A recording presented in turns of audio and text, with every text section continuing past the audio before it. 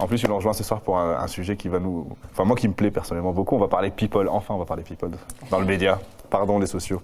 Oui, mais comme tu disais, c'est un peu plus qu'un simple buzz, pour le coup, un bad buzz people. Alors oui, on parle de Kanye West, Kanye. Sacré Kanye. Oui, alors j'insiste, mais c'est parce qu'en fait, il faut que je te raconte et tu vas comprendre pourquoi on est focalisé sur ce rappeur. Donc, je vais te rappeler rapidement son histoire. Donc, c'est l'histoire d'un rappeur à qui on a beaucoup reproché d'avoir le melon et qui, après avoir disparu des radars suite à une année médiatique un peu compliquée entre 2016 et 2017, pour rappel, il a vécu donc un clash avec son cher ami rappeur Jay-Z, avec Kim Kardashian, donc son épouse. Son épouse a été cambriolée dans un hôtel qui accueille des people à Paris.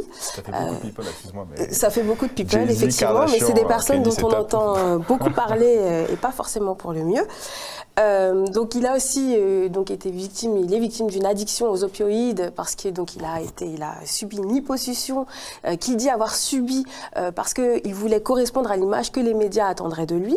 Donc vous voyez annus horribilis pour Kanye West et donc il réapparaît comme une fleur en 2018 sur Twitter et dans la sphère médiatique et tu vas voir Reda que c'est pas forcément pour le mieux. Le 1er mai, donc depuis le 1er mai, il y a une vidéo qui circule où on le voit en interview pour le média TMZ.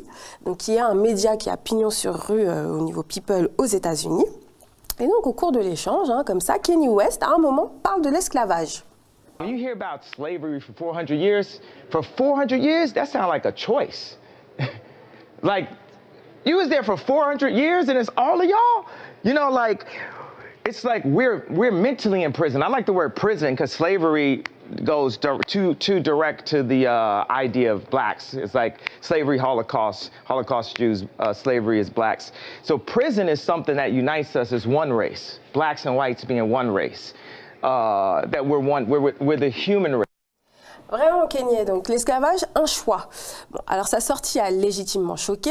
Quelques personnalités, notamment afro-américaines, se sont exprimées et ont commenté ce qu'il a dit, notamment Russell Simmons, qui s'interroge sur la santé mentale de l'artiste, ou encore will.i.am de Black Eyed Peas, qui lui est attristé et pour qui Kanye West est un ignorant.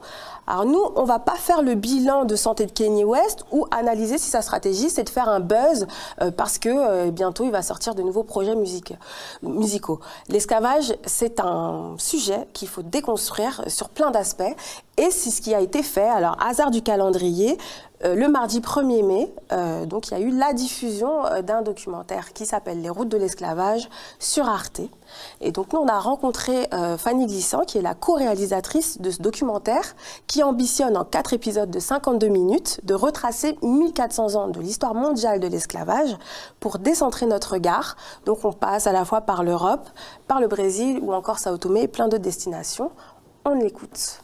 L'ignorance est la chose la plus partagée au monde. Et même moi qui ai travaillé 5 ans, il y a des choses que je ne connais pas. Et ce qui se passe, c'est que pour moi, c'est du négationnisme. Pour moi, c'est une façon de dire, voilà, tout ça, c'est pas important, quoi. Tout ça, c'est à côté, quoi. Et c'est pas juste une question de santé mentale. C'est que la puissance de la banalisation de l'horreur, de la banalisation, de la mondialisation de la violence qui constitue nos sociétés, c'est un vrai rouleau compresseur. Et donc, on ne peut pas dire ce sont des fous, c'est 2-3 trucs qui sont dits de part et d'autre. Non, c'est une vraie pensée qui se déploie, quoi. Et que plus il y a d'ignorance, plus on est face au règne du Trumpisme et des fake news. Et on est envahi par ça. Et ça nous oblige à réagir par rapport à ça. Et pour moi, c'est un vrai symptôme de la... j'ai envie de dire, de la maladie de nos sociétés modernes. C'est comment réagissent les médias. C'est-à-dire, plutôt que de reprendre l'histoire, les faits, rien que les faits, véritablement ce qui s'est passé, ils reprennent la petite histoire comment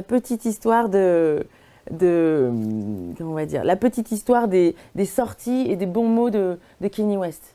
La petite histoire de la provocation. Et que du coup, parce qu'ils sont aussi ignorants d'histoire, parce qu'ils sont aussi ignorants de l'histoire, ils se retrouvent, en fait, malgré eux, à être les agents de ce négationnisme. La gravité, c'est que ça a des conséquences directes. La gravité, c'est que, oui, tout d'un coup, alors les gens qui sont discriminés dans la société américaine et le fait que aujourd'hui, le fait d'être noir de peau peut te tuer, ce serait une question de choix. Donc en fin de compte, ils ont que ce qu'ils méritent, quoi. Le chemin logique, c'est ça. Donc, pour moi, c'est un enjeu démocratique. Parce que si on ne revient pas sur une histoire précise que tout le monde accepte, nous ne sortirons pas de ce système de colère. Et derrière la colère, il y a l'impossibilité de faire société.